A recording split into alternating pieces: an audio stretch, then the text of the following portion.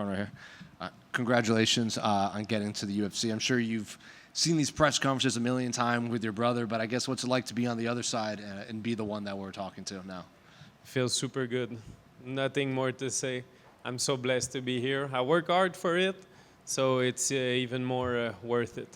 You have the unique experience where a lot of the guys that won contracts today, like the one that was just up here, he goes, this is the first time he's ever done this. You've been around this environment for a long time, so I guess you knew what to expect. So I guess what was fight week experience like being the fighter preparing compared to, what you saw from the outside looking in for so long? But like you said, I saw it so many times that it's experience in my pocket. And so it's nothing new. So the nerve were there, but like it's something I already saw, and I could picture it. And like what's very good about having Charles as a brother is every mistake he made over the years I could see, and now I can correct them. So I'm like a new version of him when he was young, but like more mature, more. So it's all of his experience. It comes to me. So. It's going to be a good run in the UFC from now on. And for him, too, we're going to terrorize the 135 division from now. When you say mistakes, are you talking in the cage or outside the cage? Everything. Even his social media. I won't make the same post as him. It's too much. In terms of the fight, did it play out the way you expected? I know when you walked in, you were kind of pointing at your foot a little bit. Yeah, my foot is destroyed. But, it's part of the game. He blocked a couple of calf kick, but at the same time, because, it hurts for me, but I know it hurt more for him, so I don't care. It's banged up, but it's part of it. In terms of what you want next for your career, I guess, what do you want, the rest of your year to look for? Because I think Canada specifically is kind of looking for these stars to kind of take. We have, obviously, Jasmine and Mike are making a lot of waves, but how do you want the rest of your year to look like? Well, I asked to fight in Vancouver in 2 weeks, but we'll see how the foot is. But I would really like it. They gave me a suspension of 21 days, so I kind of got the handcuff for now. But we'll see. The doctor said he'll see what he can do, and maybe you'll see me in 2 weeks in Vancouver. That would be very nice. Thank you. No, not 125. What was it like, Louis, to hear Dana White call your performance a masterpiece at the end of the show? So good. I've been waiting for this since I'm 12 years old. I'm 28 now. 16 years in the making of putting my blood, my sweat, all my effort, everything I've dreamed.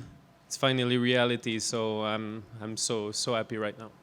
The leg kicks and the calf kicks played a big factor tonight. I know you've been doing some cross training at Bazooka Kickboxing with Joe Valtellini. Was that part of your training there? Is helping refine that particular weapon? Yeah, he helps Charles a lot. Charles goes a lot to Joe Valtellini.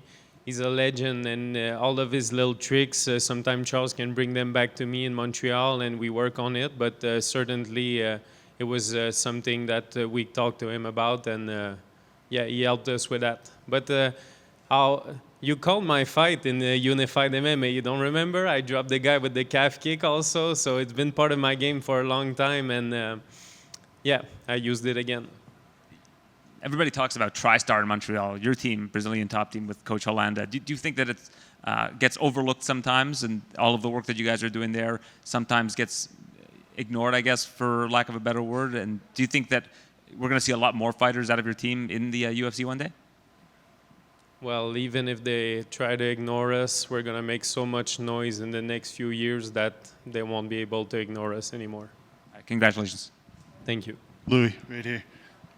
What did you make of his strategy going in there? Because obviously going into this fight, like, you had to expect a little bit more defensively from him. You know what I mean? It seemed like he was content to go forward and be the aggressive guy, but as far as defense, there wasn't a lot.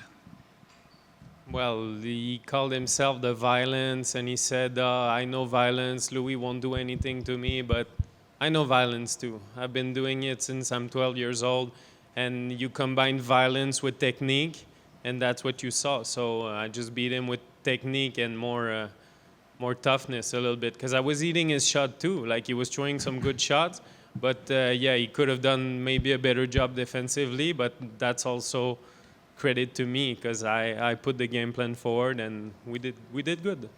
Charles has told me in the past, he said, any speed bump I've had in my MMA career, my little brother's found a way to get some get back, whether, his opponent's related to one of my former opponents.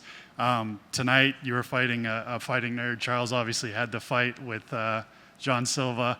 That one had to feel pretty good. Yeah, for sure. But we didn't once more when we were younger. Charles fought the bigger brother Laramie in Montreal, and then I beat his little brother to avenge him. And now we did it again. So no problem, Charles.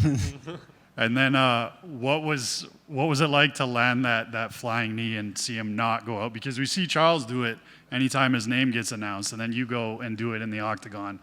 A lot of us thought he was going to be out after that one. Honestly, we go with the flow in the octagon. Like I barely remember. Like if the flying knee doesn't land, I'm always looking for something new. So I tried it. It didn't work, and I was trying something else. So we just go forward, and that's it.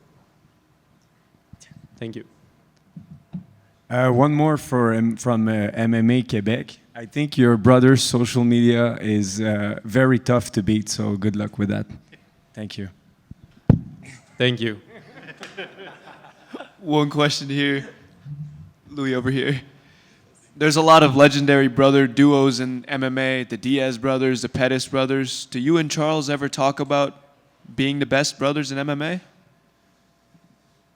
Well, first of all, just being the first Canadian brother is already an accomplishment in and of by itself. And we're just looking to be ourselves, authentic. We're not looking to replicate them or be better than them. We're just going to be us. And yeah, like I said, we're going to terrorize the 135 division, and it's going to make a buzz in Canada, and we love it.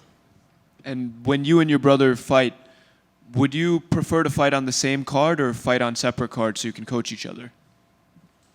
Yeah, we like to fight on the same card because we're training together, and yeah, we got the same date, the same objective. We got everything goes together. So I think we prefer to fight on the same card. Congratulations. Welcome to the UFC. Thank you, sir. Just one for me. Obviously, it was mentioned earlier that Canada's exploding with talent. We think of guys like Malott, like it was said, and stuff like that. So what about you do you think will stand out and make people in the future think of your name when people bring up Canada and Canadian mixed martial arts? I think you're going to see in the next few years, I'm going to give you a reason to talk more about me. And I'm kind of we're the new breed of MMA. Like when I started at 12 years old, I started with MMA. I didn't start with kickboxing, jiu-jitsu, or anything. So we're kind of the new breed of MMA. And yeah, we're going to represent Canada and do good things in the future. Thank you. Thank you.